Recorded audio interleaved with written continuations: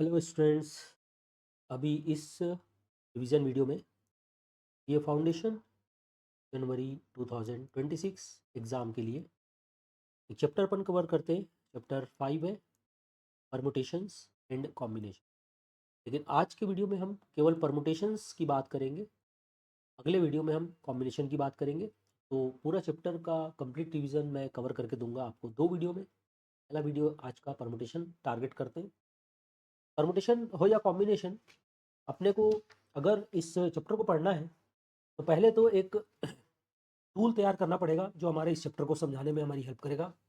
Chapter के calculation के लिए एक टूल चाहिए हमको, और उस टूल का नाम है फैक्टोरियल। चलिए फैक्टोरियल क्या चीज़ होती है, पहले ये बात समझते हैं। फैक्टोरियल जो है फैक्टर वर्ड से बना हुआ है। फैक्टर का मतलब है कि आपको कुछ नंबर्स को मल्टीप्लाई करना है, और ये रिप्रेजेंट कैसे करते हैं। सिंबल जो उसका फैक्टोरियल का एक्चुअली ये होता है, फैक्टोरियल का सिंबल है एल जैसा होता है, उसके अंदर जिस नंबर का फैक्टोरियल लेना है उसको लिखते हैं।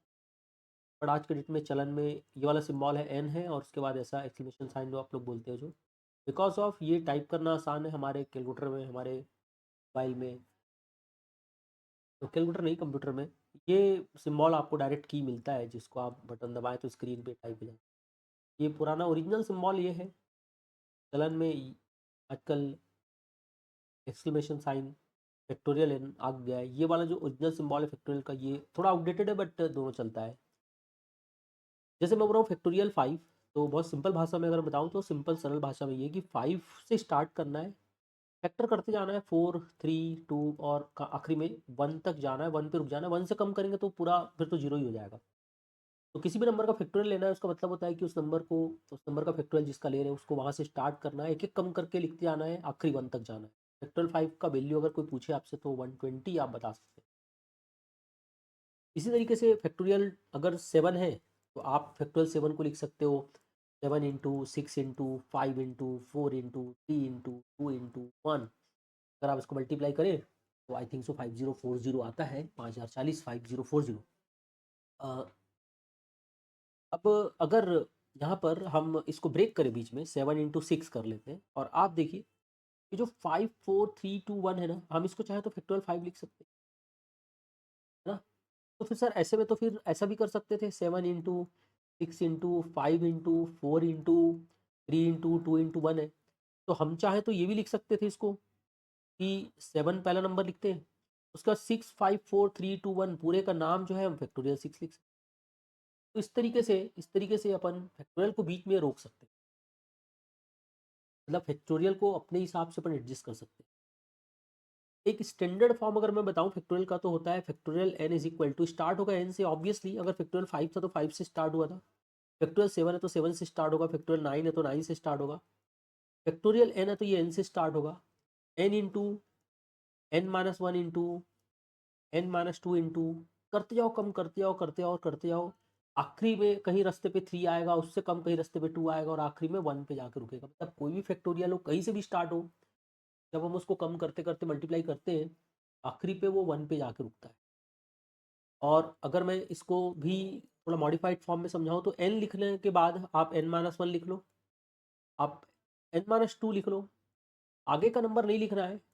तो फैक्टोरियल लगा के n-3 लिख के रुक जाओ। अगर आपने फैक्टोरियल लगा के n-3 लिख दिया, मतलब ये इसके आगे का पूरा ये आपने कवर कर लिया n-2 के बाद का। ठीक है।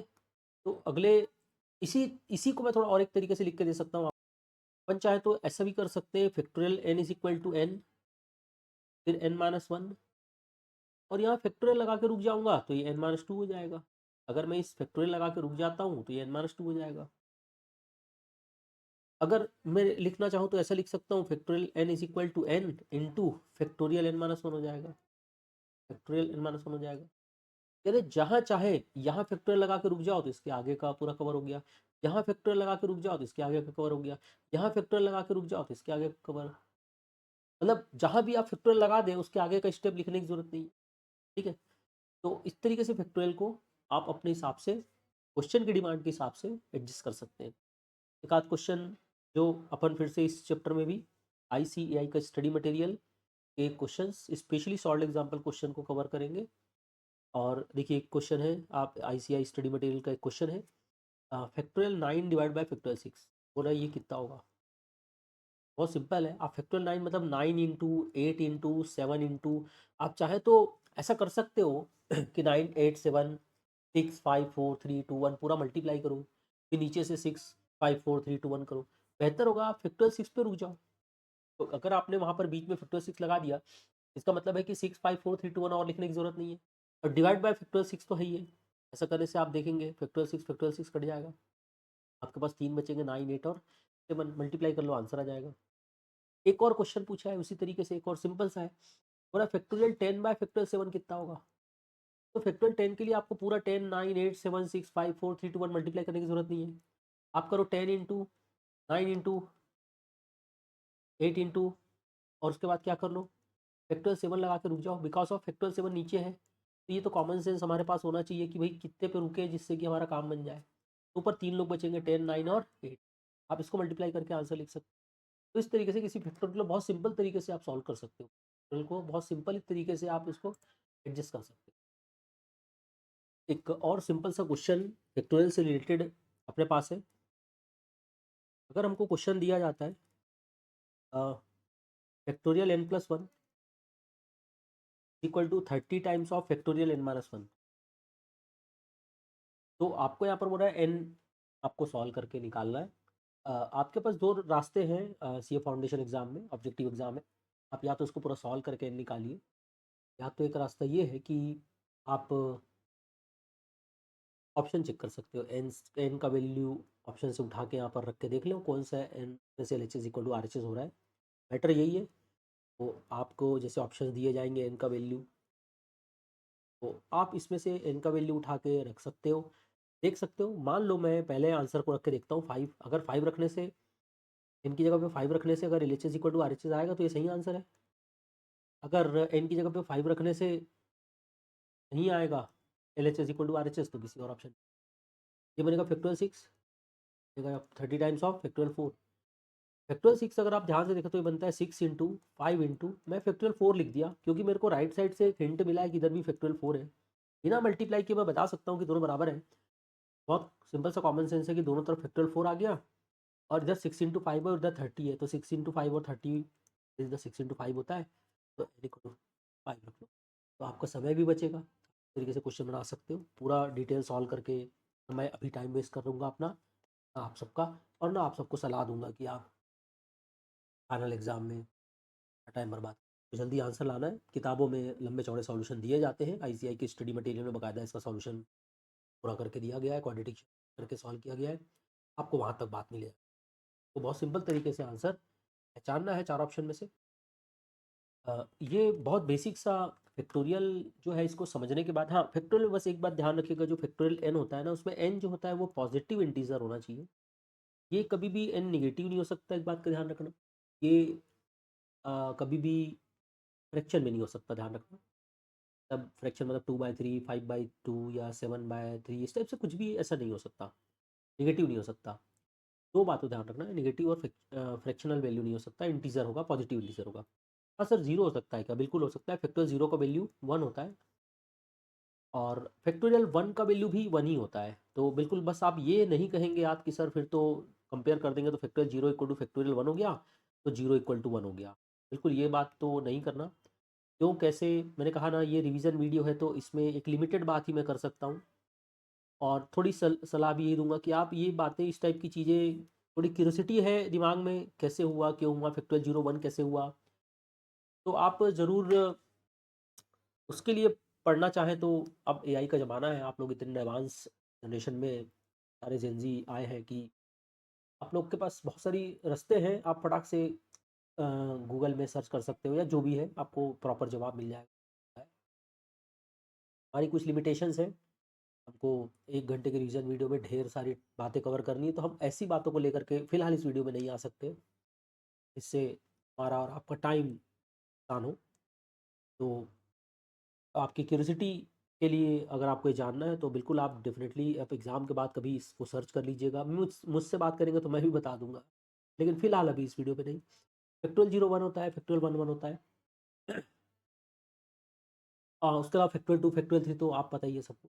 फैक्टोरियल के अंदर निगेटिव नंबर नहीं आएगा, n निगेटिव नहीं होगा, फ्रैक्शनल वैल्यू नहीं होगा। ठीक है, फिलहाल ये जल्दी से अपन बात आगे बढ़ाते हैं। अपन आते हैं अब परमुटेशन, प्रॉपर परमुटेशन टॉपिक पे। परमुटेशन वर्ड का मतलब क्या होता है पता है? परमुटेशन वर्ड का मतलब होता है, आप इसका हिंदी नाम अगर कोई बोले तो हिंदी नाम होता है सर क्रमचय। और मैं बताऊं इसका हिंदी नाम ज़्यादा अच्छा इसको एक्सप्लेन कर सकता है इंग्लिश मीडियम वाले स्टूडेंट भी, समझिए क्रम। ठीक है, कितने भी हम इंग्लिश मीडियम वाले बच्चे क्यों ना हो, बचपन से इंग्लिश मीडियम पढ़ रहे हैं, पर इतना भी अंग्रेज नहीं हो गए हैं कि हिंदी नहीं समझते। क्रम का मतलब होता है ऑर्डर, ऑर्डर का मतलब होता है सीक्वेंस। तो जैसे मान लीजिए मेरे पास 3 स्टूडेंट हैं, एक का नाम ए है, एक का नाम बी और एक का नाम सी है। अगर मैं 3 चेयर लगा दूँ और 3 चेयर में इन 3 स्टूडेंट को बिठाऊँ और मैं बोलता हूँ कि आप अपना सीक्वेंस चेंज कर करके कितने तरीके से बैठ सकते हो, तो वो जितने तरीके से बैठ सकते हैं वही तो उसका परमुटेशन हुआ, वही तो उसका क्रमचय हुआ। सर आप बोल सकते हो कि सर ए सी बी ऐसा बैठ सकते हैं, बी ए सी ऐसा बैठ सकते हैं, बी सी ए ऐसा बैठ सकते हैं, ई ए बी ऐसा बैठ सकते हैं, ई बी ए ऐसा बैठ सकते हैं। तो इस तरीके से हमको अलग अलग ये इनके सीक्वेंस मिलेंगे, और ये सीक्वेंस कितने हो सकते हैं इसी को परमुटेशन बोलते हैं। तो अगर मैं कहूँ कि 3 स्टूडेंट हैं, ए बी और सी नाम है उनके, उनको कितने तरीके से 3 चेयर में अरेंज कर सकते हैं, तो ये परमुटेशन का क्वेश्चन होगा। परमुटेशन यानी उनके अरेंजमेंट की बात हो रही है, उनके सीक्वेंस की बात हो रही है, तो आंसर 6 है। बहुत बेसिक फंडा ये होता है परमुटेशन का। जस्ट कॉम्बिनेशन जो होता है ना, वहाँ पर सीक्वेंस का मैटर अलग रहता है, वहाँ पर पेयरिंग या ग्रुपिंग का फंडा चलता है। तो जैसे मैं बोलता हूँ कि अगर मैं वाइट कलर की शर्ट पहना हूँ और ब्लैक कलर की पैंट पहना हूँ, तो आप बोलेंगे sir it's a combination of black and white. तो कॉम्बिनेशन जब मैं पढ़ाऊंगा तो उसमें कॉम्बिनेशन वर्ड में आपको इंग्लिश नाम ही ज़्यादा अच्छा लगेगा कॉम्बिनेशन में। क्रमचय हिंदी नाम ज़्यादा अच्छा है कॉम्बिनेशन। ओके, फिलहाल अपन क्वेश्चन पे आते हैं। जैसे एक क्वेश्चन लिखा हुआ है, तो मैं आपको इसी तरीके से सॉल्व एग्जांपल आपके आईसीआई के स्टडी मटेरियल को मैं बेस लेके चल रहा हूँ इस पूरे रिवीजन वीडियो में। तो अगर मैं कहता हूँ, इसमें लिखा है how many how many 3 letter words can be form from the letters of the word. Word आपको दे दिया जाएगा, सपोज आपको एक वर्ड दे दिया गया है स्क्वायर, SQUARE। तो इसके स्पेलिंग को अपन ध्यान से समझते हैं।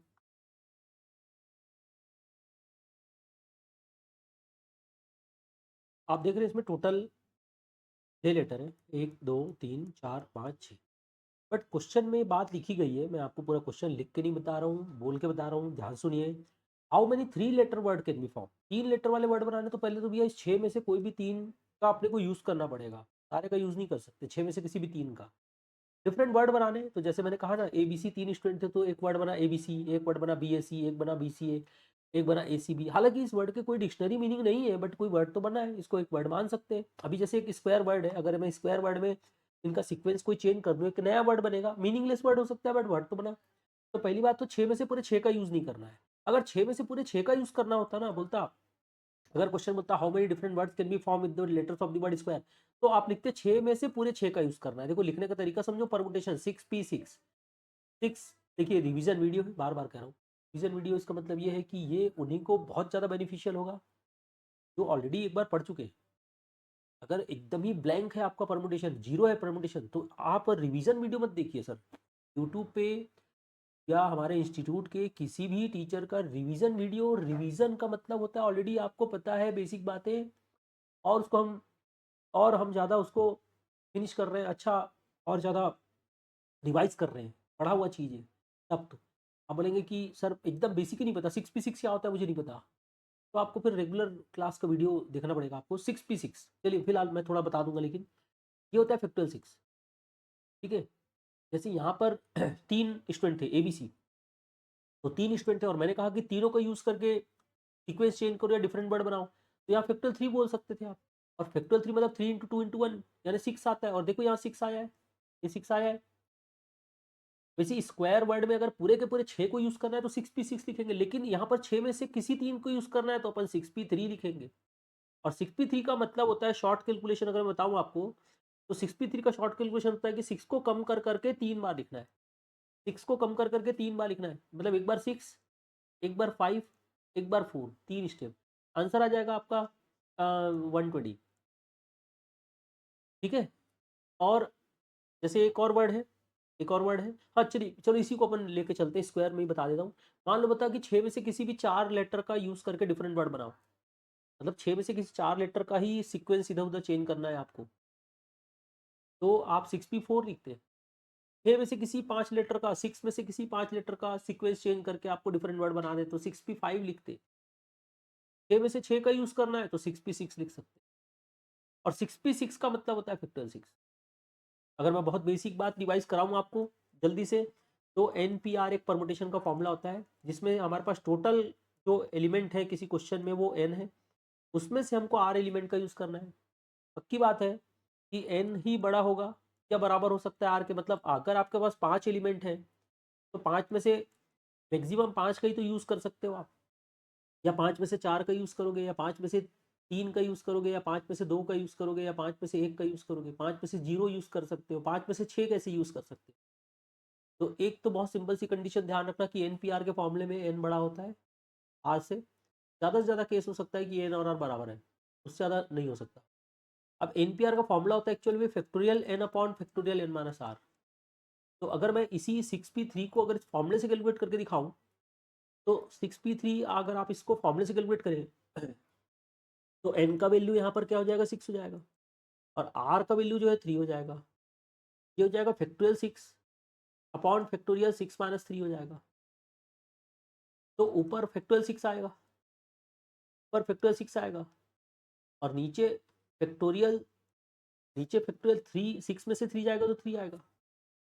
अब ऐसा करने से ये जो 6p3 है ना, ऊपर फैक्टोरियल 6 है ना, वो बनेगा 6 into 5 into 4 into factorial 3 divided by factorial 3, और ये फैक्टोरियल 3 यहाँ पर कट जाएगा। तो अल्टीमेटली आप पहुंचे कहाँ पर, देखो अल्टीमेटली आप पहुंचे क्या, 6 इंटू 5 इंटू 4, इस पे ही तो पहुंचे। यही 3 वैल्यू तो बच गए ना, ठीक है। अब अगर 6 इंटू 5 इंटू 4 ये 3 वैल्यू बच गया आपका, तो यही 6 इंटू 5 इंटू 4 तो मैंने डायरेक्ट लिखा था। मतलब अगर आपको किसी फैक्टोरियल को सॉल्व करना है तो ये फॉर्मूला तो है आपके पास, पर आप थोड़ा दिमाग लगा के इस बात को समझे तो आपको पूरा सॉल्व करने की जरूरत नहीं पड़ेगी। जैसे 6p3 लिखा है तो आप 6 इंटू 5 इंटू 4 कर लो। अगर कभी मान लीजिए फॉर एग्जाम्पल, मान लीजिए लिख दिया 12p4, आपको पूरा फॉर्मूला लगाने की जरूरत नहीं है। आप पूरा n को 12 लेंगे, r को 4 लेंगे, तो पूरा फॉर्मूला लगाने की जरूरत नहीं है। आप सीधे सीधे 12 को कम कर करके, 12 से स्टार्ट करना है, 12 को कम कर करके 4 बार लिख दो, that is the 12 into 11 into 10 into 9 बस, और मल्टीप्लाई कर दो, क्योंकि अल्टीमेटली फॉर्मूला लगाने के बाद यही 4 वैल्यू बचेंगे आपके पास। तो ये शॉर्टकट है, आप बोल सकते हैं शॉर्ट फॉर्म है कैलकुलेशन करने का। 12p4 है तो 12 को कम कर करके 4 बार लिख दो। आगे बढ़ते हैं। अगर हम अगर हम एक आध क्वेश्चन जैसे इसमें दिया हुआ है, एक सॉल्ड एग्जांपल है, लिखा है इन how many different ways can the 5 persons stand in a line for a group photograph. तो ये सीधी सी बात है, 5 आदमी है और एक लाइन से एक रो में उनको बिठाना है। आदमी का नाम है A B C D और E, मान लो नाम में क्या रखा है, 5 आदमी। अब इनको बोले कि इनका सीक्वेंस चेंज करना है, कितने तरीके से सीक्वेंस चेंज कर करके अलग अलग पोज में फोटो खिंचा सकते हैं।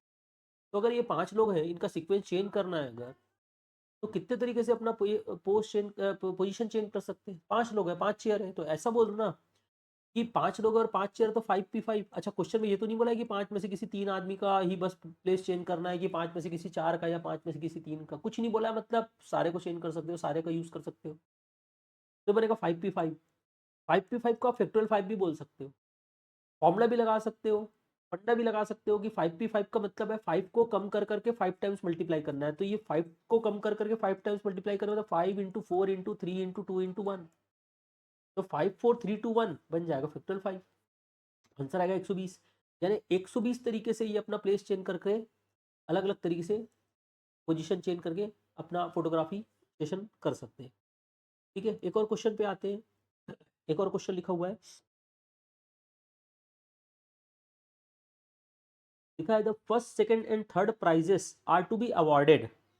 कितने प्राइज अवार्ड करने हमको, 3। First second and third prizes are to be awarded at an engineering fair in which 13 exhibits have been entered. तो टोटल बंदे वैसे तो 13 है, बट हमको अवार्ड किसी 3 को ही देना है, फर्स्ट और सेकंड और थर्ड। आप इसको ऐसा समझ सकते हो कि how many different ways can the prizes be awarded, कितने तरीके से प्राइस दे सकते हो। देखिए प्राइस तो केवल 3 ही है, और बंदे जो इसके बंदे जो है अवेलेबल जिनको हमें प्राइस देना है वो 13 है। तो सबको तो प्राइस नहीं मिल सकता, कुछ लोग तालियां बजाएंगे और चले जाएंगे, प्राइस कुछ 3 ही लोगों को मिलेगा। तो फॉर एग्जाम्पल आप सोचो थोड़ी देर के लिए, आप ही जज हैं, और अगर आप जज हैं तो आप सोच के देखो कि आप कैसे, किस तरीके से प्राइस दे सकते हो। मान लो आप फर्स्ट प्राइज देना चाहते हो, तो फर्स्ट प्राइज के लिए अब ये थोड़ा सीन इमेजिन करो कि सामने 13 पर्सन है, आप फर्स्ट प्राइज देना चाहते हो, तो आपके पास कितने चॉइस है? 13 चॉइस है। 13 चॉइस है। आप फर्स्ट प्राइज उठा रहे हो कि भैया ये मेरे को फर्स्ट प्राइज देना है किसी को, and the prize goes to, आपके पास 13 चॉइस है। किसी को आपने फर्स्ट प्राइज दे दिया, अब जिसको आपने फर्स्ट प्राइज दे दिया वो तो चला जाएगा, उसके लिए तो भैया खत्म, प्राइज डिस्ट्रीब्यूशन सेरेमनी खत्म हो जाएगा। पर बाकी जो 12 लोग रहेंगे वो तो बचे रहेंगे ना, उनको इस उम्मीद से वो खड़े रहेंगे कि हाँ भैया हमको भी सेकंड प्राइज किसी को, हम में से किसी को मिल जाए। तो जब सेकंड प्राइज आप देंगे, the second prize goes to, आपके पास, आप अगर जज है तो आपके पास 12 चॉइस है। फिर किसी एक को आपने सेकंड प्राइज दे दिया, वो भी चला गया। अब आपके हाथ में एक ही प्राइज बचा है, थर्ड प्राइज, और सामने आप 11 लोग खड़े, दो तो चले गए। चले गए मतलब उनको पता है कि अब भैया मेरे को फर्स्ट प्राइज मिल चुका है, तो अब मेरे को सेकंड भी मेरे को ही मिल जाए, थर्ड भी मेरे को मिल जाए, तो एक ही आदमी को तो फर्स्ट सेकंड थर्ड प्राइज नहीं दे सकते आप। तो क्या करना पड़ेगा फिर? तीसरे प्राइज के लिए मेरे को 11 में से किसी एक का सिलेक्शन करना पड़ेगा। तो मेरे पास 3 चॉइस है। देखिए ये आप मल्टीप्लाई कर दो, आंसर आ जाएगा। देखो यहाँ पर कोई परमुटेशन का फॉर्मूला कुछ नहीं लगाया आपने, यहाँ पर एक कॉमन सेंस से अपने को मैथ्स खेलना है, परमुटेशन। हाँ, अगर फॉर्मूला लगाते हैं, सर फॉर्मूला लगा के बताओ सर, पूरा एकदम टिपिकल मैथमेटिक्स ही पढ़ाओ, तो भाई प्राइस टोटल कितने थे? 13। और पार्टिसिपेंट्स जितने 13 थे उनमें से किसी 3 को प्राइस देना है, 3 ही प्राइस थे। पार्टिसिपेंट्स 13 थे, प्राइस 3 थे, तो 13 P3। अब 13 P3 का मतलब सोच लो ना, 13 को कम कर करके कितनी बार लिखोगे? 3 बार। आपको फॉर्मूला लगाने का शौक है तो फॉर्मूला लगा सकते हो। अब अगर 13 P3 को फॉर्मूले से कंपेयर करें तो NPR का फॉर्मूला होता है, जिसमें n का वैल्यू 13 है, r का वैल्यू 3 है, तो ये बनता है factorial n upon factorial n minus r। आप देख सकते हो फैक्टोरियल n का मतलब factorial 13 upon factorial 13 n minus r, मतलब हो गया 13 माइनस 3। तो ये बन जाएगा आपका, ऊपर आएगा फैक्टोरियल 13 डिवाइड बाय नीचे हो जाएगा फैक्टोरियल 10, और ऊपर फैक्टोरियल 13 है ना, तो आप लिखोगे 13 इंटू 12 इंटू 11 इंटू फैक्टोरियल 10, और नीचे आ जाएगा डिवाइड बाय फैक्टोरियल 10। आप समझ सकते हो ये फैक्टोरियल 10 कट जाएगा। और जैसे ये फैक्टोरियल 10 कटेगा, आपको बचेगा क्या? यहाँ पर एक बचेगा 13, एक 12 और एक 11। 13 12 और 11 यहाँ पर भी है, 13 12 और 11। तो इतना मगजमारी करके आप फॉर्मूला वार्मूला लगा के आंसर लाओ। भैया हम ऑब्जेक्टिव एग्जाम दे रहे हैं, मैं ये बात हर थोड़ी देर में बोलता हूँ और बोलता रहूँगा कि हमेशा मैथमेटिक्स का अप्रोच ऐसा होना चाहिए जैसा हमको एग्जाम में परफॉर्म करना है, जो एग्जाम दे रहे हैं उसके हिसाब से चीज़ें बनती है। यही स्कूल लेवल का एग्जाम होगा 11 12 का, तो आपको पूरा डिटेल लिखना पड़ेगा, जितने नंबर का क्वेश्चन आया उसके हिसाब से वहाँ एक्सप्लेनेशन देना होगा। बट अगर अगर हमारा एग्जाम ऑब्जेक्टिव है, तो हमारा सबसे बड़ा काम होता है ऑब्जेक्टिव एग्जाम में कि हमको टाइम बचाना है। तो फंडामेंटल बातें जो है वो तो अपनी जगह ठीक है, बट ये शॉर्ट फॉर्म में जितना आप अपना काम कम कर सके वो उतना अच्छा है। जैसे एक क्वेश्चन है आपके पास, और एक क्वेश्चन है, इसको भी मैं आपको एक्सप्लेन करके देता हूँ।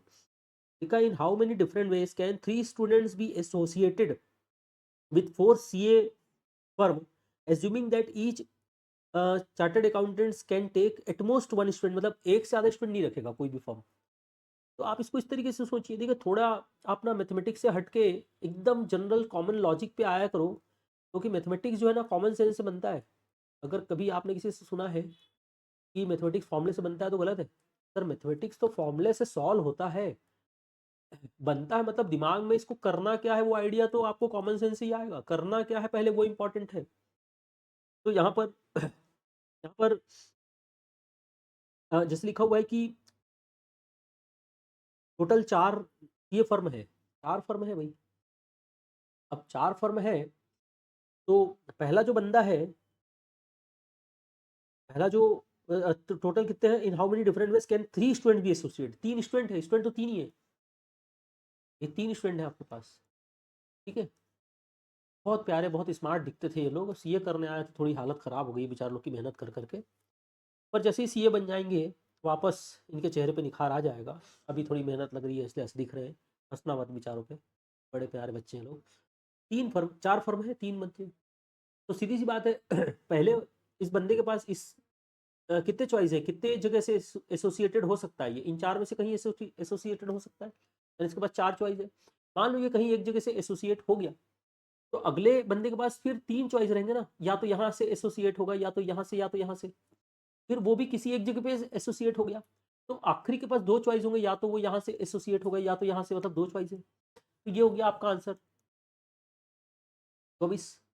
अब आप उसको बोलेंगे सर नहीं, मेरे को थोड़ा फॉर्मूले से लिख के बताओ, तो वही बात हो जाएगी वापस। टोटल 4 फर्म है और स्टूडेंट 3 है, तो 4p3। क्योंकि उनका सीक्वेंस भी तो, मतलब ये वाला बंदा इधर से हो सकता है, ये बंदा यहाँ से एसोसिएट, ये बंदा यहाँ से एसोसिएट हो सकता है, तो इनका प्लेस मतलब इधर उधर भी तो हो सकते हैं, परमुटेशन भी तो है। ये 4p3 आएगा, और 4p3 का मतलब वही होता है 4 को कम कर करके 3 बार मल्टीप्लाई करना है। देखो ये बहुत बेसिक बातें हैं, और बहुत बेसिक बातें जानना ही सबसे ज़्यादा जरूरी होता है। जस्ट बिकॉज ऑफ, अगर आपको बेसिक बातें बहुत ज़्यादा क्लियर है, तभी आप पूरे चैप्टर को समझ पाएंगे, और तभी आप फाइनली डिसाइड कर पाएंगे कि परमुटेशन है कि कॉम्बिनेशन। अभी तो हम परमुटेशन पढ़ रहे हैं। जो हद लापरवाही करके पढ़ाई करते हैं ना, इनफैक्ट पढ़ाई ही ढंग से नहीं करते हैं, इनको पढ़ाई करते हैं वर्ड बोलना गलत है जिनके लिए, वो एग्जाम टाइम पे इस बात के लिए सबसे ज्यादा परेशान होते हैं, सर हमको क्वेश्चन देख के समझ नहीं आता है कि परमुटेशन है कि कॉम्बिनेशन है। कोई नहीं समझ में आएगा ना, नहीं समझ में आएगा ना, आपको समझ नहीं आएगा कि सर परमुटेशन है कि कॉम्बिनेशन है ना। तो थोड़ा आपको स्टडी करना पड़ेगा, थोड़ा सा नॉलेज रखना पड़ेगा, डीप स्टडी करना पड़ेगा, अच्छे से पढ़ाई करना पड़ेगा, तब आप पहचान पाएंगे। ठीक है, तो देखिए कैसा है कि क्वेश्चन, एक और क्वेश्चन है आपके पास। लिखा है if 6 times of the number of permutation of n things, things यानी object, things taken 3 at a time, मतलब टोटल n ऑब्जेक्ट है, उसमें से किसी 3 का परमुटेशन लेना है, तो n में से, n ऑब्जेक्ट में से किसी 3 का परमुटेशन लोगे तो np3 होता है। n ऑब्जेक्ट में से किसी 3 का परमुटेशन लोगे तो np3 होता है। इसका 6 टाइम्स, मतलब 6 इंटू आ जाएगा, 6 इंटू आ जाएगा, 6 times of np3, 6 times of np3 हो जाएगा, is equal to, is equal to, is equal to 7 times of, question लिखा है ये बात, 7 times of, 7 times of the number of permutation of n minus 1 things taken 3 at time. मतलब अब अगर आपके पास n माइनस 1 ऑब्जेक्ट है, उस n माइनस 1 ऑब्जेक्ट में से किसी 3 ऑब्जेक्ट का परमुटेशन लेना है। तो क्वेश्चन को पढ़ के पहले ये वाला इक्वेशन बनाने आना चाहिए। अगर आप क्वेश्चन को पढ़ के ये इक्वेशन बना सकते हैं, तो फिर पक्का है कि आपको बोला जाएगा find the value of n, तो n सॉल्व कर सकते हो आप। अब n सॉल्व क्यों करें सर, ऑप्शन चेक कर लेते हैं। मान लीजिए आप ऑप्शन चेक करते हो, ऑप्शन आपको दिए जाएंगे, ऑप्शंस, ऑप्शंस आपको मैं लिख के दे रहा हूँ, फिर आप तुरंत वीडियो पॉज करके आप ये बनाइएगा, कोशिश करिएगा। एक है 21, ऑप्शन बी है 20, ऑप्शन सी है 19, और एक नन ऑफ दिस मान लेते हैं। चलिए, ये 3 ऑप्शन दिए गए हैं। मान लो पहला ऑप्शन सही है, रख के दिखाता हूँ पहला ऑप्शन। देखो सॉल्व तो कर सकते हैं, सॉल्व करने में थोड़ा मेहनत भी है, थोड़ा टाइम भी है। ऑप्शन चेक कर सकते हो, दोनों ठीक ही है, दोनों बातें ठीक है इस क्वेश्चन में, दोनों जैसा ठीक लगे वैसा कर सकते हो। तो अगर मैं यहाँ पर n की जगह पे 21 रखता हूँ, तो ये बनेगा 6 times of 21p3 equal to 7 times of, n की जगह पे 21 रखो तो ये बनेगा 21 माइनस 1, 21 माइनस 1p3, ये बन जाएगा आपका 21 माइनस 1p3, और ये np3 हो जाएगा 21p3। अब इसमें क्या फंडा है, देखो इसमें ध्यान से समझना, ये लॉजिक है। ये बन जाएगा 6 टाइम्स ऑफ 21p3, मतलब पता है 21p3 फॉर्मूला भी लगा सकते हो, दिमाग भी लगा सकते हो, बेटर होगा दिमाग लगाए। 21 को कम कर करके 3 बार लिखते हैं, बोलो 21, 20, 19, ये हो गया, is equal to 7 times of ये वाला हिस्सा देखो, 21 माइनस 1 कितना होता है, 21 माइनस 1 20 होता है, तो बनेगा 20p3। ठीक है, बिल्कुल आपको कैलकुलेटर भी दबाने की जरूरत नहीं पड़ेगी, थोड़ा ध्यान दो बस। 6 इंटू 21 इंटू 20 इंटू 19, तो आप ये 20, ये जो लिखा हुआ है ना यहाँ पर,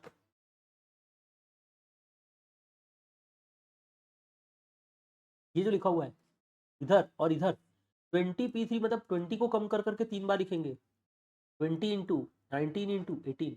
आप थोड़ा दिमाग लगाइए, अगर आपको लगता है कि डायरेक्ट डायरेक्ट समझ में आ जाएगा तो ठीक है, नहीं तो मैं आपको बता देता हूँ। देखो इधर का 20 इधर का 20 बराबर, तो इधर का 19 और इधर का 19 भी बराबर हो गया। अब आपको समझना है कि क्या 6 और 21 को मल्टीप्लाई करने से उतना ही आएगा जितना 7 और 18 को मल्टीप्लाई करने से आता है? बिल्कुल आएगा, आप करके देख सकते हो। मतलब अगर एलएचएस इक्वल टू आरएचएस आ गया तो पक्का है कि इसमें n इक्वल टू 21 सही बैठेगा। तो आपके पास एक चॉइस है, मैं आपको सजेस्ट कर सकता हूँ, आपके पास एक चॉइस है कि या तो आप इसमें ऑप्शन चेक करिए या तो पूरा लेफ्ट साइड और राइट साइड फॉर्मूला लगा के पूरा डिटेल सॉल्व करिए।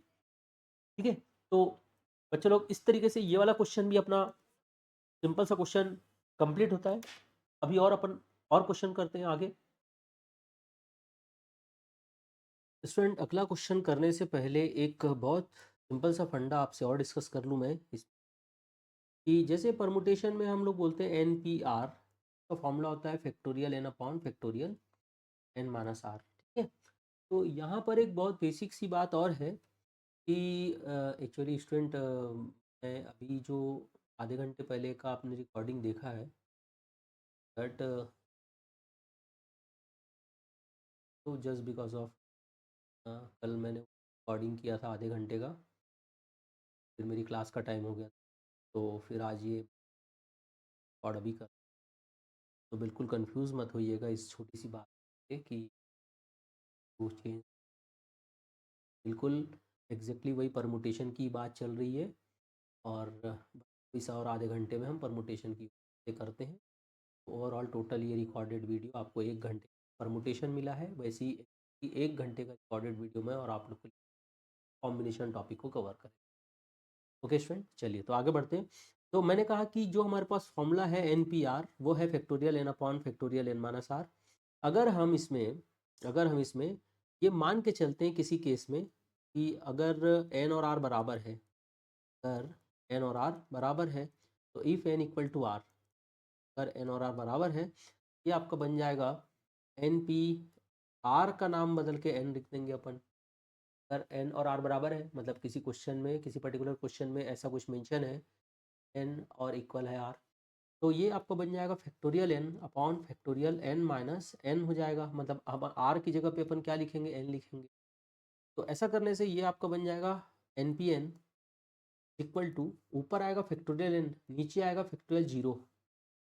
ठीक है, ये बन जाएगा आपका फैक्टोरियल जीरो, और मैंने आपको बताया था कि फैक्टोरियल जीरो का मतलब 1 होता है, तो n p n is equal to factorial n upon 1 हो जाएगा। एंड फाइनली ये बनेगा n p n is equal to factorial n, n p n is equal to factorial n. तो ये चीज़ भी अपन डिस्कस किए हुए हैं बाकायदा। मैंने आपको बताया है कि फॉर एग्जांपल अगर मैं इसकी बात करूं कि अगर मैं बोलता हूं कि 3p3 कितना होता है, आप बोलोगे 3p3 का मतलब फैक्टोरियल 3 हो, एन पी एन है, एन में अगर 3 रख लेता हूँ मैं, n p n is equal to factorial n, तो 3p3 इक्वल टू फैक्टोरियल 3, मतलब टोटल मेरे पास ऑब्जेक्ट 3 है, उसमें से मुझे तीनों ऑब्जेक्ट का यूज़ करना है। और फैक्टोरियल 3 मतलब क्या हो जाएगा बोलो, तो 5p5 है तो उससे आप फैक्टोरियल 5 लिख सकते हो, 7p7 है तो उससे आप फैक्टोरियल 7 लिख सकते हो। उसी तरीके से एक और छोटी सी बात मैं आपको बता दूं कि अगर वापस मैं उसी बात पे आता हूँ कि एन पी आर का फॉर्मूला जो होता है वो होता है factorial n upon factorial n minus r. अगर हम इसमें एक और केस, स्पेशल केस अपन कंसीडर करते हैं कि अगर कभी ऐसा हुआ कि आर जीरो, आर अगर जीरो है तो ये आपका बन जाएगा एन पी ज़ीरो, कम से एन पी ज़ीरो, ये हो जाएगा factorial n upon factorial n minus zero, factorial n upon factorial n minus zero हो जाएगा ये। और अगर ये factorial n upon factorial n minus zero आया तो एन पी जीरो जो होता है ना, तो आप ऐसा लिख सकते हो, ऊपर फैक्टोरियल एन, नीचे फैक्टोरियल एन माइनस ज़ीरो, मतलब क्या बनेगा ये फैक्टोरियल एन, और फैक्टोरियल एन कट जाएगा, ये बन जाएगा n p zero equal to one, n p zero equal to one हो जाएगा। और n p zero equal to one है ना, इसका एक, अगर मैं सिंपल एक डेमो एग्जांपल दूँ इसका, तो इसका मतलब है अगर लिखा है 7p0 तो 7p0 का मतलब 1, 5p0 का मतलब 1, 10p0 का मतलब 1, एनी नंबर p0 1 हो जाएगा। तो ये बहुत सारी छोटी छोटी बातों को आपको ध्यान रखना है, और इन बातों को ध्यान में रखते हुए अगर हम और आगे क्वेश्चन कुछ बनाते हैं आपके लिए ICAI के स्टडी मटेरियल में, एक और सॉल्व एग्जांपल है, सिंपल सा है बट थोड़ा ध्यान देने वाली बात है। देखो इसमें लिखा है 56p r+6, रेशियो दिया है, इसका रेशियो दिया है 54p r plus equal to 30800 rest. तो अब यहाँ पर बोल रहा है कि आपको आर निकालना है। सीधी सी बात है, जब आर निकालना है तो आर के ऑप्शंस भी दिए जाएंगे आपको। तो एक आर का वैल्यू दिया हुआ है आपको ऑप्शंस में। सपोज ऑप्शन ए में दिया है आर का वैल्यू आपका, ऑप्शन ए में दिया है आर का वैल्यू, मैं एक सही आंसर ही पहले ऑप्शन ए में डाल देता हूँ। अगर आर का वैल्यू सपोज दिया है 41, और फिर बी सी और डी कुछ भी ऑप्शन होंगे। देखो एग्जाम में सही आंसर तो बी सी या डी कुछ भी हो सकता है, या मैं पहले ही ऑप्शन में डाल दिया हूँ 41 आर का वैल्यू। तो क्या अपन डायरेक्ट आर की जगह 41 रख करके इसको ऑप्शन चेक कर सकते हैं? कर तो सकते हैं, लेकिन थोड़ा कैलकुलेशन में आपको थोड़ी मेहनत लगेगी। और अगर मैं आपको ये पूरा थोड़ा सा सिंप्लीफाई करने के बाद बोलूँ कि अब आप चेक करिए तो ज़्यादा अच्छा रहेगा। कैसे डायरेक्ट आप R41 रखोगे? देखो किस्मत की बात है ना, अभी तो फिलहाल पता है कि R41 है तो R41 सही आएगा, बट एग्जाम में क्या पता पहला ऑप्शन कुछ और रहे, फिर आप तो रखेंगे, थोड़ा टाइम लगाएंगे, लगता है सेटिस्फाई ना। फिलहाल एक काम करो, NPR से इसको कंपेयर करो।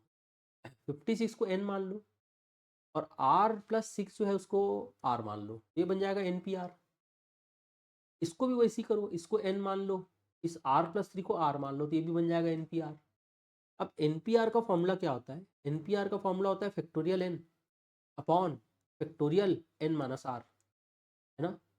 रेशियो है। यहाँ भी एक बार और लगाएंगे हम, यहाँ भी मैं वही फंडा लगाऊंगा, factorial n upon factorial n minus r।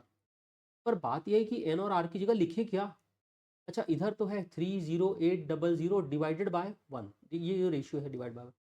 अब इधर देखिए, पहला वाला स्टेप, आप n की जगह पे क्या रखेंगे? n की जगह पे आप 56 रखेंगे, तो ये हो गया factorial n upon factorial n minus r, है ना? तो 56 माइनस R+6 करना, ये हो गया n माइनस आर का रेशियो। लेते हैं अपन यहाँ पर 54 को लेते हैं n, 54 को लेते हैं n upon n minus r, मतलब अपन लेते हैं 54 minus R+3, 54 minus R+3, 54 minus R+3 हो जाएगा। ठीक है, अब क्या होगा देखिए यहाँ पर, ये बनेगा फैक्टोरियल 56 डिवाइडेड बाय फैक्टोरियल, बोलो क्या बन जाएगा ये? 56 माइनस आर माइनस 6। तो 56 में से माइनस आर करोगे, माइनस 6 करोगे, तो बनेगा 50 माइनस आर हो जाएगा, ये 50 माइनस आर हो जाएगा। रेशियो लेते हैं इसका, देखो इसका रेशियो क्या लेते हैं अपन, समझिए। इसका रेशियो ऐसा लेते हैं कि ऊपर आएगा फैक्टोरियल 54 डिवाइडेड बाय फैक्टोरियल, देखो ये बनेगा 54 माइनस आर माइनस 3 हो जाएगा। और 54 माइनस आर माइनस 3 होगा, ब्रैकेट ओपन करोगे तो 54 माइनस 3 क्या बनेगा? 51 minus are is equal to, ये है 30800 डिवाइड बाय 1, ये तो कॉपी पेस्ट चलने दो। ठीक है, क्लियर है ये? अब एक काम करते हैं, आपको पता है ना डिवीजन, ये रेशियो जो है इक्वल इनटू डिवीजन है। अगर मैं इसको मल्टीप्लिकेशन में कन्वर्ट कर दूं, मतलब ऐसा लिख रहा हूँ इसको, factorial 56 upon factorial 50 minus r into कर देता हूँ। अगर मैं, ये डिवीजन है सर, ये ratio is equal to division. अगर मैं इसको इंटू कर देता हूँ, मतलब रेशियो की जगह मैं चाहता तो ऐसे लिख सकता था ना, डिवाइडेड बाय। अब डिवाइडेड बाय को अगर इंटू में कन्वर्ट करोगे तो वैल्यू उल्टा हो जाता है, factorial 51 minus r divided by factorial 54, ये हो जाएगा। और ये है 30800 डिवाइड बाय 1, रहने दो इसको, बार बार लिखे जा रहे हैं। अब आप एक काम कर सकते हो, इतना करने के बाद आप अगर बोलोगे ना सर अब ऑप्शन चेक करते हैं तो चल जाएगा, अब ऑप्शन चेक करते हैं तो चल जाएगा। अब आर की जगह रख के देखोगे वैल्यू ना, तो अब आप बोलोगे अरे सर कहाँ 51 माइनस, मैं अगर आर की जगह रख देता हूँ 41, तो 51 माइनस 41 तो बहुत बड़ा वैल्यू होगा, 10 हो जाएगा, फैक्टोरियल 10, बहुत सारा कैलकुलेशन करना पड़ेगा। हाँ हाँ करना पड़ेगा, बट कर सकते हो। कैसे? एक काम करते और छोटा कर लेते हैं। देखो फैक्टोरियल 56 है, फैक्टोरियल 56 और एक है फैक्टोरियल 54। तो फैक्टोरियल 56 और फैक्टोरियल 54 को थोड़ा अपन कुछ कनेक्शन करते हैं। देखो 56 ओपन करते हैं, फैक्टोरियल 56, फिर 55, फिर फैक्टोरियल 54 करके अपन रोक देते हैं। ये क्या होगा पता है? नीचे के ना फैक्टोरियल 54 से कटेगा ये। अच्छा एक बात और, नीचे एक चीज़ और था, नीचे क्या था फिर बोलो, फैक्टोरियल 50 माइनस आर था। ऊपर ये जो फैक्टोरियल 51 माइनस आर है ना, इसको भी मैं ओपन कर लेता हूँ। तो एक आएगा 51 माइनस आर, एक कम करना, तो 51 में से एक कम करोगे तो क्या बन जाएगा 50, ये बन जाएगा factorial 50 minus r, factorial 50 minus r हो जाएगा ये। और इज इक्वल टू सर ये वापस मैं लिख रहा हूँ 30800, ठीक है। अब आप बोल सकते हो ना, अब तो क्लियर है कि सर चलिए इतना कैलकुलेशन करने के बाद आप बोल सकते हो कि ये फैक्टोरियल 54 कट गया, ये फैक्टोरियल 50 माइनस आर और ये फैक्टोरियल 50 माइनस आर कट गया, तो बचा क्या, केवल बचा 56 55, दो चीज बचा यहाँ पर, और एक बच गया साथ में 51 माइनस आर। देखो फैक्टोरियल वाला लफड़ा खत्म ही हो गया, 30800 ये बचेगा। अब तो आर रख सकते हो सर, अब बिल्कुल नहीं बोलना कि सर अब तो आर रखने में तकलीफ है। अब यहाँ पर आप आर रख सकते हो, इससे पता चल जाएगा कि आर कितना है। अब बोलोगे सर यहाँ तक पहुँच ही गए हैं तो आर तो ऐसे ही कैलकुलेट कर लेंगे। कैसे करेंगे, 30800 है, डिवाइडेड बाय कर लेंगे क्या, 56 और 55, तो 56 से डिवाइड कर लेंगे, 55 से डिवाइड कर लेंगे, बचेगा 51 माइनस आर। अगर आप डिवाइड करते हो तो ये मिलेगा 51 minus are is equal to, I think oh ये मिलना चाहिए 10, ठीक है। और अगर ये 10 मिला तो 51 minus 10 is equal to r, मुझे मिल जाएगा r equal to 41, r is equal to 41। तो सर फिर तो ये ऑप्शन ही चेक नहीं करना पड़ा है, तो पूरा सॉल्व ही हो गया। हाँ ठीक है, बिल्कुल आपके पास दो चॉइस है, आपका मन कर रहा है ऑप्शन चेक करने का तो करिए, मना ही नहीं है मेरी तरफ से। सॉल्व करके दिखा दिया मैंने, चाहे तो ये भी कर सकते हैं, ठीक है। एक और क्वेश्चन पे आते हैं, है तो बहुत ही सिंपल सा क्वेश्चन, बट आपको बहुत अच्छे से फंडा समझना है, बहुत लॉजिकली ये फंडा समझना है कि अगर मान लीजिए एक सॉल्ड एग्जांपल है, मैं यहाँ पर आपको पढ़ के बता रहा हूँ क्वेश्चन अगेन, सॉल्ड एग्जांपल लिखा, in how many different ways can a club with 10 members select a president, secretary and treasurer if no member can hold two different या टू ऑफिसेस, हाँ ठीक है, and each member is eligible for any office. मतलब सीधी सी बात है ना, ये सब क्वेश्चन किए थे अपन इस वीडियो में। टोटल 10 मेंबर है पर सेलेक्ट हमको केवल 3 करना है। इस क्वेश्चन को यहाँ पर डिस्कस करने का मतलब ये है कि ना, आपके मन में सेलेक्ट वर्ड को देख के हो सकता है आ जाएगा सर एक कॉम्बिनेशन हो सकता है, नहीं, बट कॉम्बिनेशन नहीं है, क्योंकि इसमें एक खास बात है जो बता रहा है कि ये परमुटेशन है, कि 10 में से कोई भी 3 बंदे को जो हम सेलेक्ट करेंगे ना, एक्चुअली उस तीनों में से किसी को भी प्रेसिडेंट बना सकते हैं, किसी को भी वाई सेक्रेटरी बना सकते हैं, किसी को भी ट्रेजरर बना सकते हैं। मतलब हर बंदा जो है ना वो हर एक पोस्ट के लिए काबिलियत रखता है, कैपेबल है।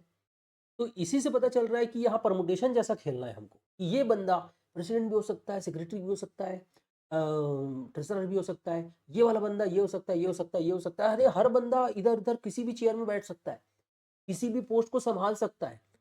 तो ये बड़े ध्यान से समझना है, जो लाइन लिखा है ना, if no two members can hold two office, मतलब एक बंदे को एक से ज्यादा पोस्ट तो नहीं देंगे एट अ टाइम, पर सबसे इंपॉर्टेंट वर्ड है each member is eligible for any office. ये जो वर्ड लिखा है यहां से पता चल रहा है सर ये कि आप इस बंदे को प्रेसिडेंट के चेयर में बिठा सकते हो, सेक्रेटरी के चेयर में बिठा सकते हो, ट्रेजरर के चेयर में बिठा सकते हो, मतलब प्रमोशन खेलने वाली बात है। तो 10 में से ऐसा बोले थे कि मेरे पास ये प्रेसिडेंट वाली चेयर है, एक एक चेयर मेरे पास सेक्रेटरी वाली चेयर है, कि मैं किसी बंदे को सेक्रेटरी का पोस्ट दे सकता हूँ, और एक मेरे पास ट्रेजरर का पोस्ट है, प्रेसिडेंट, सेक्रेटरी और ट्रेजरर। और ऐसे मेरे पास बंदे 10 है जिनको मैं इस पोस्ट में कहीं ना कहीं फिट कर सकता हूँ, ठीक है। तो बंदे 10 है, आप बताइए प्रेसिडेंट पोस्ट के लिए कितने लोग आपके पास हैं जिन्हें आप प्रेसिडेंट का पोस्ट दे सकते हैं। तो प्रेसिडेंट के लिए तो 10 लोग है ना, हर कोई एलिजिबल है ना भाई। तो प्रेसिडेंट के लिए 10 चॉइस, सेक्रेटरी के लिए 9 चॉइस, कोई एक प्रेसिडेंट बन गया, और फिर ट्रेजरर के लिए 8 चॉइस। आप इसे 10p3 भी लिख सकते हैं, 10p3 भी लिख सकते हैं। तो ये आपका 10 × 9 × 8, ये आपका आंसर बन जाएगा 720। तो बड़े ध्यान से समझिएगा, बहुत सिंपल है। कभी कभी कुछ वर्ड ऐसे आ जाते हैं जिससे हमको कन्फ्यूजन होता है कि ये परमुटेशन है कि कॉम्बिनेशन है। देखिए एक और क्वेश्चन है यहाँ पर ICI का study material solve example again लिखा है व्हेन जॉन अराइव्स न्यूयॉर्क, तब जॉन जो है वो न्यूयॉर्क जब गया, he has 8 shop to see but he has time only to visit 6 of them. तो टोटल वहाँ न्यूयॉर्क में 8 शॉप थे जो वो विजिट करना चाहता है, बट फिलहाल किसी कारण से उसके पास टाइम की थोड़ी कमी है। वो केवल और केवल उसमें से कोई 6 शॉप ही विजिट कर सकता है। तो अगेन मन तो ऐसे ही आएगा कि भाई सर ये तो भी अगेन कॉम्बिनेशन वाली बात है कि 8 में से कोई भी 6 शॉप का वो कोई सिलेक्शन करेगा, वहाँ विजिट करेगा। तो लिखा है इन how many different ways can he arrange his schedule. तो यहाँ पर अरेंज वर्ड एक ऐसा वर्ड है, arrange his schedule in New York. भाई अरेंज मतलब क्या है, सुबह 10 बजे शॉप नंबर 1 में जा सकता है, चाहे तो वो सुबह 10 बजे शॉप नंबर 2 में जा सकता है, हो सकता है शॉप नंबर 1 में वो 11 बजे जाना चाहता होगा, मतलब वो अपने शेड्यूल को शॉप के हिसाब से अरेंज कर सकता है। सर अरेंज वर्ड आया है तो यहाँ पर भी समझ में आएगा कि परमुटेशन का खेल है। 8P6 टोटल शॉप 8 थे बट वो किसी 6 शॉप के विजिट के लिए अपना शेड्यूल अरेंज कर रहा है, तो आंसर आएगा 8P6।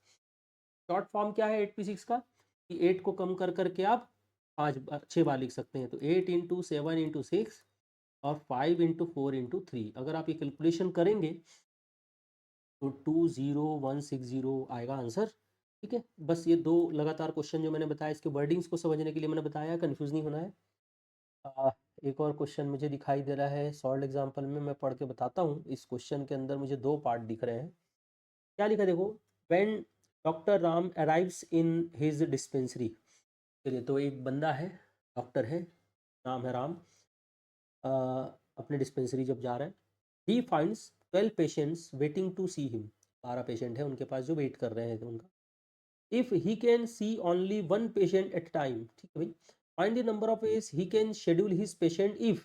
पहला है if they all want their turn and, ठीक है, पहला क्वेश्चन तो यही है कि सारे 12 में से 12 पेशेंट जो है वो चाहते हैं कि भाई आज डॉक्टर से वो बात कर लें, डॉक्टर से अपनी प्रॉब्लम शेयर कर ले। तो सीक्वेंस क्या हो सकता है, डॉक्टर की मर्जी है। देखिए वैसे तो इन जनरल आप बोलेंगे कि सर किसी भी हॉस्पिटल पे या किसी इस तरीके की जगह में एक नंबरिंग होती है कि भाई जो पहले आया उसको पहले डॉक्टर चेक करेंगे, बट यहाँ पर ऐसा कुछ नहीं है। यहाँ पर ये बोला है कितने तरीके से डॉक्टर उन 12 पूरे पूरे 12 पेशेंट को ट्रीट कर सकते हैं। तो सीक्वेंस अगर डॉक्टर डिसाइड करे भाई मेरी मर्जी, ये पेशेंट थोड़ा ज़्यादा हालत ख़राब दिख रही इसको पहले अंदर भेज दो, हाँ ये थोड़ा ठीक ठाक है भाई वेट कर, जिसकी हालत ख़राब है ये बुजुर्ग व्यक्ति है पहले इनको भेज दो, मतलब सीक्वेंस। अगेन यहाँ सीक्वेंस की बात आ रही है, और बिकॉज ऑफ वो उसी दिन पूरे 12 में से 12 पेशेंट को ट्रीट करना चाह रहे हैं तो 12P 12 पेशेंट को इस तरीके से सीक्वेंसिंग दी जा सकती है। 12P 12 का मतलब फैक्टोरियल 12 होता है। फैक्टोरियल 12 का मतलब 12 × 11 × 10 × 9 8 7 6 5 4 3 2 1 पूरा मल्टीप्लाई करेंगे। आप सबके पास कैलकुलेटर है, आप कैलकुलेटर से कर सकते हैं। ये मेरे सामने जो लिखा हुआ नंबर है मैं वो लिख देता हूँ, मुझे नहीं पता ये सही है या गलत है, अगर सही होगा तो आप चेक कर लीजिए। ठीक है, ये इतने तरीके से 12%। सेकंड पार्ट क्या है इसमें, देखिए पार्ट ए था ये, सेकंड पार्ट क्या देखते हैं। सेकंड पार्ट लिखा हुआ है कि if 3 lives in discuss before doctor Ram gets around to see them. भाई अगर 12 में से कोई भी 3 लोग चले गए, 3 लोग चले गए, तो अब 12 पेशेंट में से केवल 9 पेशेंट को देखना है डॉक्टर को, तो 12P 9 हो जाएगा इसका आंसर। और अगर ये सीक्वेंसिंग देखें हम तो इसका आंसर है 798333600 बेस हो सकते हैं। तो ये आपको बस जस्ट मैंने इसलिए करा दिया सॉल्व एग्जाम्पल की, इसके वर्डिंग्स को आपको समझना है।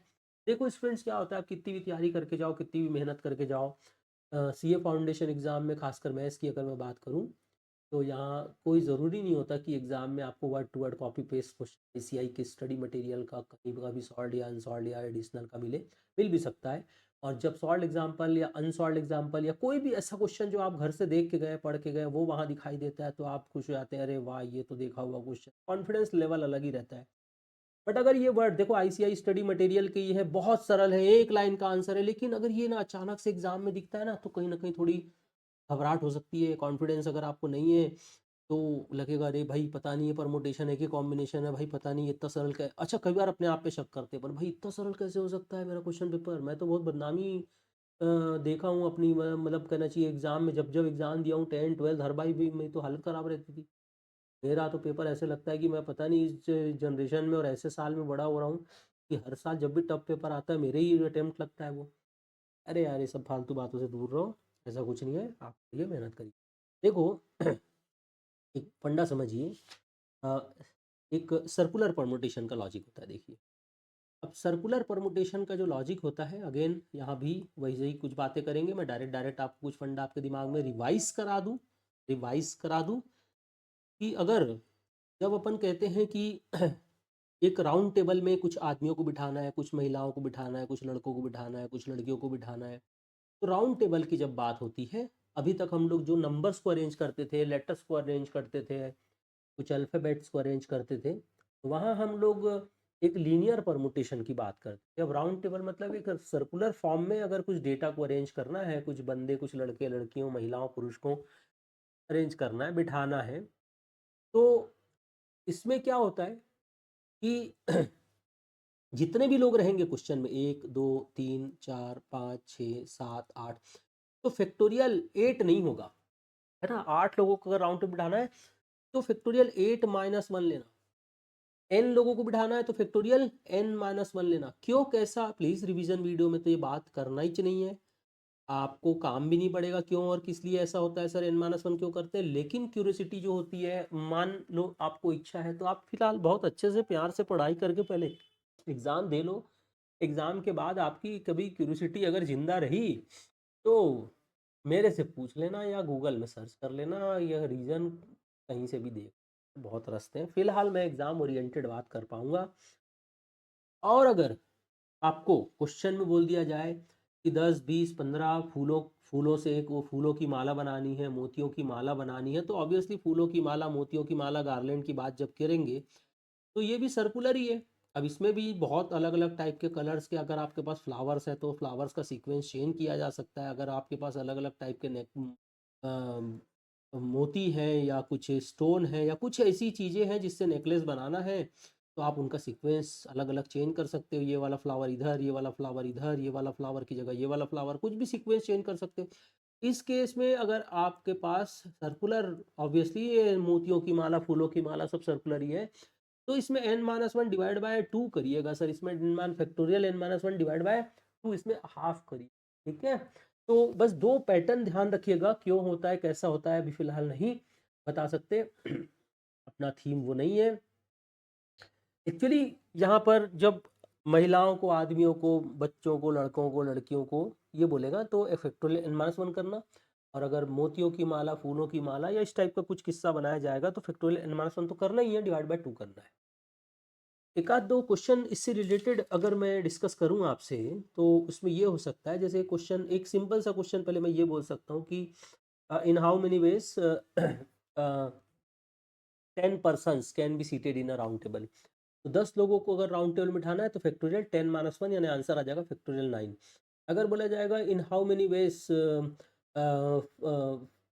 Garland can be prepared with 20 different types of flowers, तो फैक्टोरियल 20 - 1 डिवाइड बाय 2 आ जाएगा। फैक्टोरियल 20 - 1 फैक्टोरियल 19 होता है, बहुत बड़ा वैल्यू होता है फैक्टोरियल 19। तो कई बार एग्जाम में ना आपको पूरा फैक्टोरियल 19 का वैल्यू कैलकुलेट करके डिवाइड बाय 2 करके आंसर दे सकता है, और या फिर कई बार आपको केवल फैक्टोरियल 19/2 लिख के दे सकता है, तो वो देख लेना, क्योंकि बहुत बड़ा कैलकुलेशन है तो कई बार एग्जाम में क्वेश्चन पेपर सेट करने वाला बोलेगा भाई चलो यार इतना ही बता दो, ठीक है। और एक तो एक पॉपुलर पैटर्न ये हो गया, ठीक है। और दूसरा इसमें ये है कि अगर हमारे पास कुछ और डिफरेंट क्वेश्चन की मैं बात करूं, कुछ कंडीशनल, कुछ रिस्ट्रिक्शंस वाले परमुटेशंस होते हैं।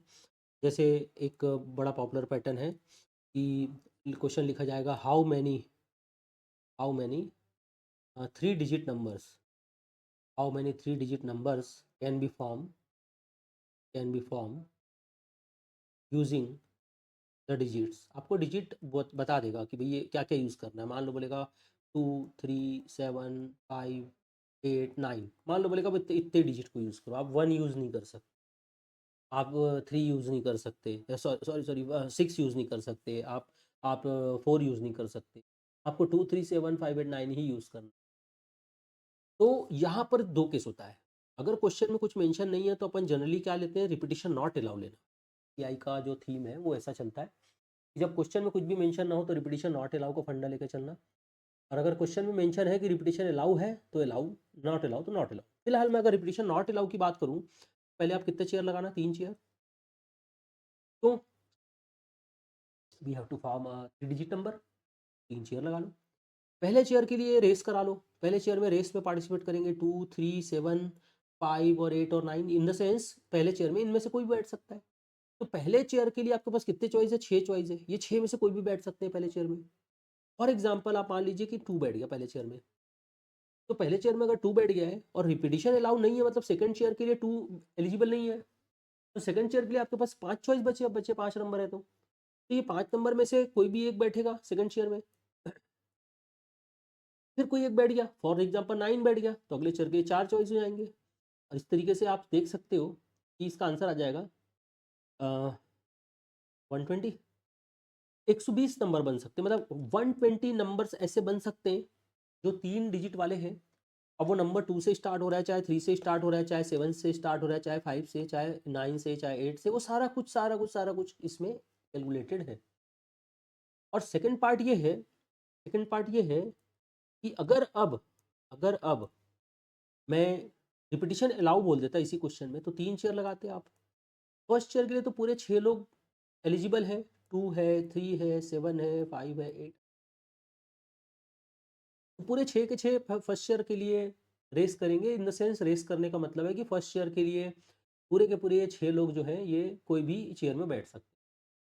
कोई एक बंदा चेयर में बैठ गया, मान लो 2 बैठ गया, तो जब अगले चेयर के लिए बात आएगी ना कि भाई अगले चेयर में कितने लोग बैठ सकते हैं, तो 9 बोलेगा हाँ मैं बैठ सकता हूँ, 8 बोलेगा मैं बैठ सकता हूँ, 5 7 3, 2 बोलेगा सर मैं भी बैठ सकता हूँ। मैंने बोला भाई तू तो पहले चेयर में बैठ चुका, बोलेगा सर क्वेश्चन में लिखा है रिपीटिशन अलाउ, मतलब मेरा यूज़ एक से ज़्यादा बार किया जा सकता है, एक से ज़्यादा बार मेरे को बिठाया जा सकता है किसी नंबर को बनाने के लिए। मैंने बोला ठीक है भाई चल बैठ जा।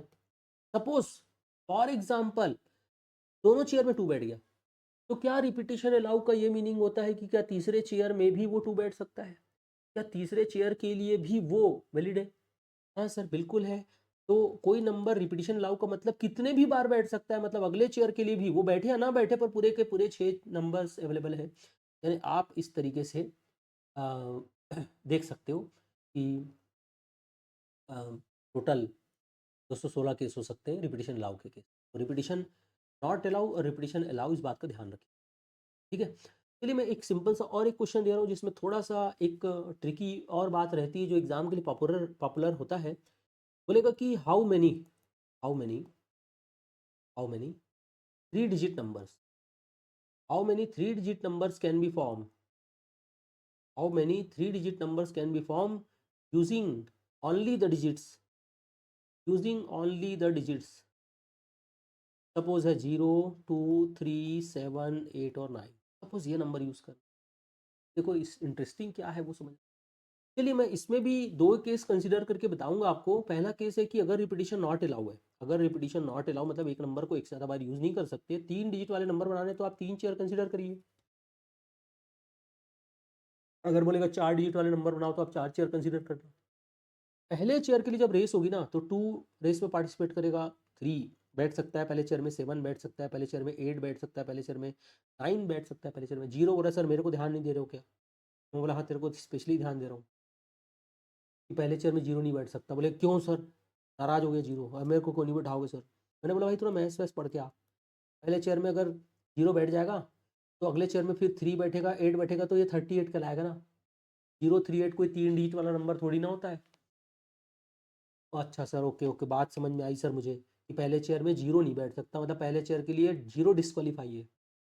तो पहले चेयर के लिए जो क्वालिफाइड लोग हैं कौन कौन है, 2 3 7 8 और 9, मतलब टोटल कितने चॉइस है आपके पास? 5 चॉइस। 2 या 3 या 7 या 8 या 9 में से कोई बैठेगा। अब मान लीजिए पहले चेयर में फॉर एग्जांपल बैठ गया 9, फॉर एग्जांपल 8 बैठ सकता था, 7 बैठ सकता था, किसी का लकी नंबर 3 है तो 3 को बिठा लो। अब जब सेकंड चेयर के लिए बात आएगी कौन बैठेगा, तो 2 तो बैठ ही सकता है, 3 बैठ सकता है, 7 और 8, जीरो पूछ रहा है मेरे से, सर मैं भी बैठ सकता हूँ क्या? हाँ सर बिल्कुल बैठ सकते हो, क्योंकि अगर बीच में जीरो आया तो चलेगा ना भाई। पहला नंबर 9 आया, बीच में जीरो आएगा, आखिरी मान लो 7 आ गया, तो ये 907 907 ये तो 3 डिजिट वाला नंबर कहलाता है। तो सीधी सी बात है कि अगले चेयर के लिए जीरो वैलिड है, मतलब अगले चेयर के लिए आपके पास चॉइस हो गए 1 2 3 4 5 चॉइस हो गए। फिर कोई एक बैठ गया, हो सकता है जीरो बैठा होगा या नहीं बैठा होगा तो भी चलेगा, लास्ट चेयर के लिए फिर 4 चॉइस हो गए। इस तरीके से समझ सकते हो कि 100 नंबर बनेंगे। और अगर सेम यही क्वेश्चन, एक बार मैं फिर से आपको बता दूं कि अगर ये क्वेश्चन रिपीटिशन अलाउ के साथ बनाया जाता, अगर रिपीटिशन अलाउ के साथ बनाया जाता तो क्या बनता? देखो मैं 3 चेयर लगा रहा हूँ। रिपीटिशन अलाउ के केस में क्या होता?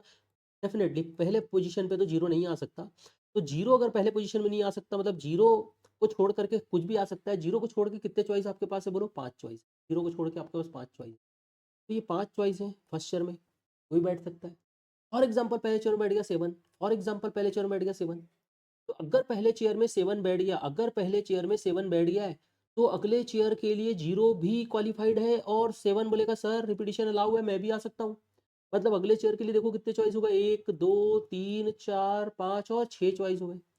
फिर कोई एक बैठ गया, कोई फर्क नहीं पड़ता है, जो बैठा है वो भी अगले चेयर के लिए अगेन क्वालिफाइड है, तो फिर से 6 चॉइस हो गए।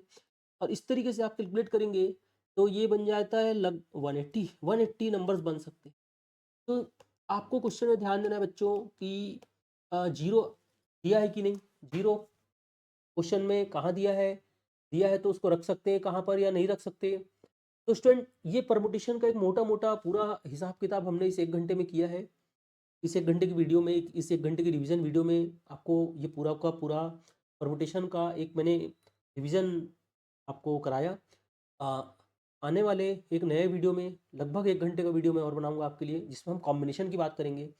तो ओवरऑल एक मोटा मोटा आपका एक रिवीजन पूरे इस चैप्टर का हो जाएगा। ठीक है student, thank you so much.